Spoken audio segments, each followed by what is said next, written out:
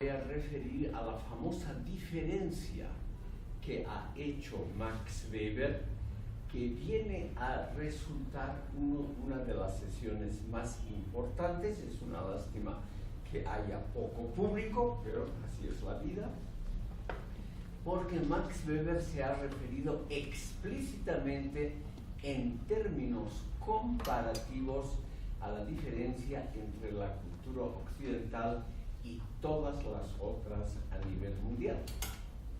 Y Max Weber, estimado público, cree que el Renacimiento es el punto de quiebre, es decir, el momento en que la cultura occidental definitivamente se separa, se diferencia, se distingue de todas las otras culturas y filosofías a nivel mundial. Es la diferencia, según la terminología de este pensador. Él no era filósofo, fue el creador de la sociología alemana y debido a su prematura muerte no ha dejado una obra muy extensa, pero se considera que es uno de los filósofos de la historia más importantes. Max Weber es el que ha establecido, estimado público, los criterios de tradicionalidad y modernidad, más o menos como los conocemos ahora. Y esos criterios los ha aplicado a la distinción entre ese mundo que nace en el Renacimiento, sobre todo en Europa occidental y del norte, y el resto del planeta. Como ustedes saben, este mundo moderno es el mundo basado en la ciencia y la tecnología. Pero la ciencia y la tecnología no pueden nacer de la nada. Tiene que haber una preparación muy larga para que la ciencia y la tecnología puedan convertirse en los valores de orientación más importantes de un orden social. Y esa preparación es la que hemos venido viendo. O sea, cómo la filosofía en este campo específico y el resto de las actividades culturales se han ido distanciando, diferenciando de lo que se hacía generalmente en estos campos en otras áreas culturales. En la sesión anterior nos hemos quedado con la pregunta: ¿qué es lo que renace en el Renacimiento?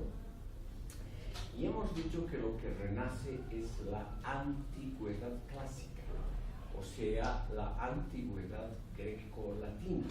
Pero ya, y esto es lo esencial, interpretada según una concepción moderna.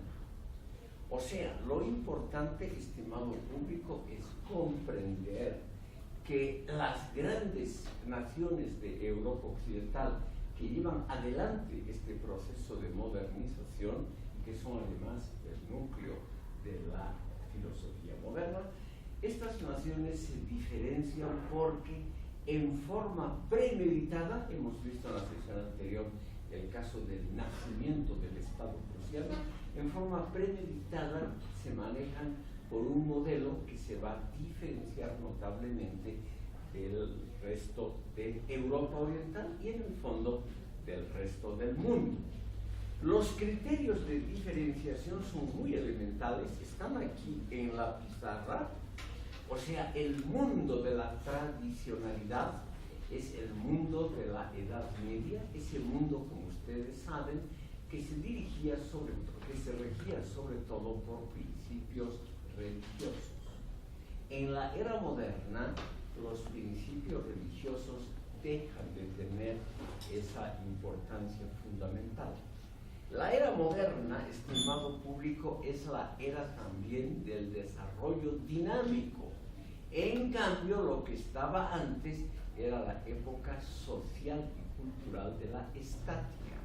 Ha habido naturalmente un desarrollo, que es lo que hemos tratado de ver, pero en líneas generales ha sido muy lento, casual, y en cambio este es un desarrollo dinámico donde el Estado y las instituciones, por ejemplo la universidad, juegan el rol de promover, de incentivar ese desarrollo de forma sistemática. Eso ocurre en un mundo que ya no es predominantemente rural. Le he puesto el signo más adelante, que significa mayoritariamente o lo más importante. No significa que es solo rural. En la Edad Media había muchas ciudades importantes y en el Renacimiento, obviamente, una buena parte de la población todavía vivía en zonas rurales y de actividades agrarias. Pero la tendencia principal ya es la vida urbana. Y esa vida urbana es una vida de innovación permanente. En cambio, la vida rural es la vida que está todavía regida por tradiciones. Por ejemplo, la fidelidad a lo ancestral como una de las grandes virtudes. Si ustedes, por ejemplo, le echan un vistazo en Wikipedia a la Edad Media cultural, ustedes van a ver que las obras, porque ya habían novelas, obras de teatro, en la Edad Media hubo mucha pintura y demás cosas, en general trataban de respetar la tradición. Y eso se nota en el rol extraordinariamente importante que en todos los países de Europa, incluyendo Europa Oriental, tuvo la religión y sus instituciones. En cambio, la edad moderna es una edad que tiende, no es que sea, sino que tiende al laicismo, o sea, a ser indiferentes, no contrarios, sino indiferentes con respecto a valores religiosos. Finalmente, estimado público, los valores sociales de orientación, que es obviamente el tema principal de Max Weber, en la época tradicionalista, por ejemplo en la Edad Media, son valores de orientación todavía a la antigua, donde, por ejemplo, el respeto al padre de familia, el respeto a las autoridades locales y nacionales, el respeto a las instituciones ya establecidas de larga data, como la iglesia, la nobleza, etc., tienen un valor enorme. En cambio, la época moderna es la época donde el saber se convierte en lo esencial. Y este es un saber intelectual, no está contra la iglesia y la religión, pero le es indiferente. Los pensadores a partir del siglo XVI cultivan valores de orientación fijados, por ejemplo, en el principio de la eficiencia. Vamos a ver en esta sesión, por ejemplo, el aporte filosófico de Nicolás Maquiavelo en el campo de la filosofía política, que es un aporte extraordinariamente interesante, dicho además en muy pocas palabras, donde los valores tradicionales, la fidelidad, la lealtad, todos esos valores son sustituidos por uno solo, el valor de la eficiencia técnica. Entonces, en una palabra, para no aburrir a ustedes con más detalles, podemos decir que el mundo tradicional de la Edad Media era un mundo relativamente estático, ordenado, un mundo donde cada uno conocía su lugar en el conjunto social, y en cambio el mundo que se inicia con el Renacimiento es un mundo dinámico donde los valores van cambiando permanentemente y donde ese cambio es lo positivo, donde el cambio es justamente el valor fundamental. Y como el cambio está basado en los saberes modernos, técnicos, por ejemplo, o también políticos, entonces los saberes ya no están ligados a una base religiosa, ya no están ligados a la tradición, al respeto a lo ancestral, sino que son valores regidos por el Dios moderno, que es el dinero, que es la simbolización del éxito. En la Edad Media, por ejemplo, lo importante, como era Bolivia hasta el siglo XIX, Lo importante para el orden social era dónde uno había nacido. Si uno había nacido, por ejemplo, en el estamento noble, aunque uno haya sido un idiota intelectualmente, uno tenía la vida asegurada. En la mayoría de los países de Europa Occidental, por ejemplo, España, Francia, Gran Bretaña, solamente los nobles podían ser oficiales de ejército o diplomáticos, una mediocridad, pero tenían la vida asegurada. En cambio, en el mundo moderno lo que importa es el saber. Entonces, el ascenso, por ejemplo, en el cuerpo diplomático, ya no es estimado público por el origen social del solicitante, sino por sus méritos que pueden ser averiguados mediante exámenes de competencia, cosa absolutamente desconocida y simplemente impensable en la Edad Media, impensable. Si nosotros, por ejemplo, revisamos una lista de los papas, de los obispos, de las altas autoridades de esa época, vamos a ver que la mayoría, no todos, pero la inmensa mayoría de ellos ganaron sus puestos por su origen social. En cambio, sobre todo en los países situados al norte de los Alpes y en el occidente europeo, el criterio que viene lentamente a imponerse no es algo de un instante al otro, sino es un cambio muy paulatino, es naturalmente el dominio técnico de la rama respectiva. Ahí, estimado público, se nota claramente una modificación muy importante de los valores de orientación. Para resumir, en esta transición de la Edad Media al Renacimiento hay un gran perdedor, y ese gran perdedor es la Iglesia Católica. No solamente porque muchas naciones, como hemos visto en la sesión anterior, se pasan al protestantismo, sobre todo el norte de Europa, sino porque la fuerza intelectual de la Iglesia decae notablemente y en pocas décadas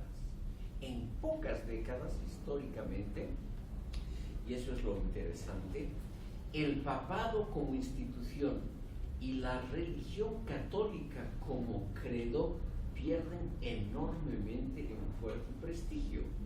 Y es por eso que en muchas naciones, quiero mencionar solamente los ejemplos clásicos de modernización forzada desde arriba: Dinamarca, Suecia, Noruega, Rusia, Gran Bretaña, el terreno está preparado de modo, estimado público, que la transición del catolicismo al protestantismo se hace sin sangre, o sea, es un desarrollo relativamente pacífico. Hay una cierta resistencia, hay las guerras de religión en Francia y en Alemania, pero en las regiones más prósperas justamente de Alemania, ahí el protestantismo, como hemos visto en el caso de Prusia, se impone muy fácilmente, porque la población misma ya ha perdido esa fe completa en la autoridad intelectual de la Iglesia Católica. Se empieza entonces a diluir la autoridad de la Iglesia en cuestiones filosóficas, morales y políticas, pero también, estimado público, la autoridad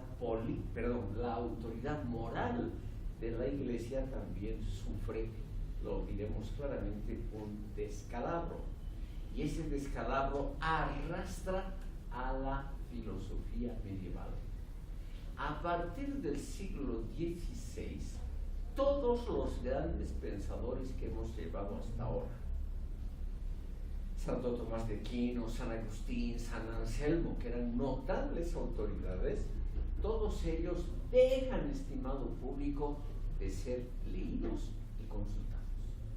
Es realmente una modificación muy notable renacen las obras clásicas de autores paganos, Aristóteles, Platón, todos los otros filósofos, y nadie más a partir del siglo XVI, si ustedes leen las obras de Descartes y posteriormente Leibniz, Kant, etc., van a notar que muy pocas menciones existen hacia autores medievales.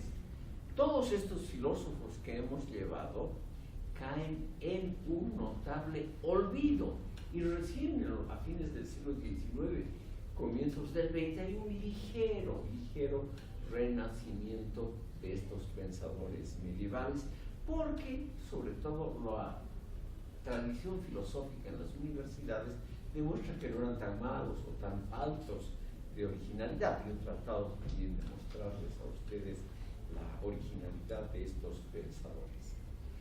Es entonces un decaimiento doble: por un lado la político, moral, por el otro lado intelectual, filosófico, y los intelectuales se dedican a temas que desde entonces cada vez tienen menos que ver con la religión. Renacen por un lado los estudios humanistas, por lo tanto renace la importancia de la filosofía clásica en los campos de la política y de la ética. Esto se ve claramente con la reedición por primera vez, ya con la imprenta, a partir de 1460 más o menos, de las obras de los clásicos de la filosofía griega. Pero al mismo tiempo, estimado público, aparece un pensador y un sistema de pensamiento extraordinariamente importante, por eso lo vamos a ver ahora unos instantes, que está asociado, porque es una obra muy interesante y encima extremadamente breve, de Nicolás Maquiavelo. Permítanme entonces ustedes que veamos a Maquiavelo no tanto como pensador político, sino como filósofo de la historia. Es el último de los grandes pensadores que tiene su nombre españolizado.